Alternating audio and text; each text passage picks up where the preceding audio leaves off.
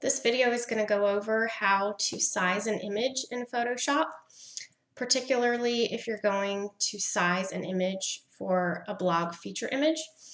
So you'll have your image you downloaded from, say, Adobe Stock or Pexels.com, and you want to make it fit our template size for that specific client's blog feature image.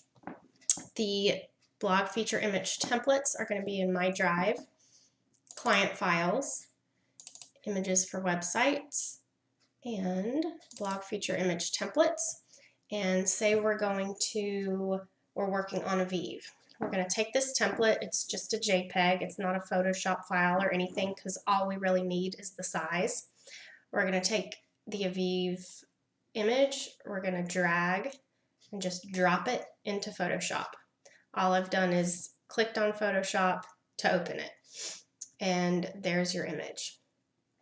We're going to take an image that we've downloaded from Adobe Stock or Pexels or wherever else we get them from, and we're going to take it and we're going to click and drag it, and you can see the little plus sign there. That means you're adding an image. You're just going to let go of the mouse to just drop it there. Alright, so this is showing you that you can size it. If I just take it from here and go like that, it's going to constrain the proportions, so it's not going to distort it or anything. And you can do that from any angle if you're in Photoshop 2019.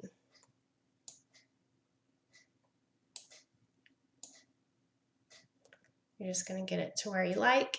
If you have it like this and you save it, you're not going to see any of this stuff outside of what you see here. So we're going to make it nice and even. You can see I have a little bit of this background image behind it. I don't want to see any of that, so I'm going to drag it up. And now all I'm going to do is hit enter, and that says to place the image there. I like to keep everything nice and clean, so I'll click on this background image and delete it, so all I have is the one that I want to keep. And now I'm going to do File, Save As, or if you want to do it a little faster, do on your keyboard Control-Shift-S. That's File, Save As. Just going to save it to my desktop as whatever I usually save it as whatever I'm going to do my alt text as. So let's just say washer is loud. You want to save it as a PNG. Save and hit OK here. You don't have to mess with anything there, and you're all done.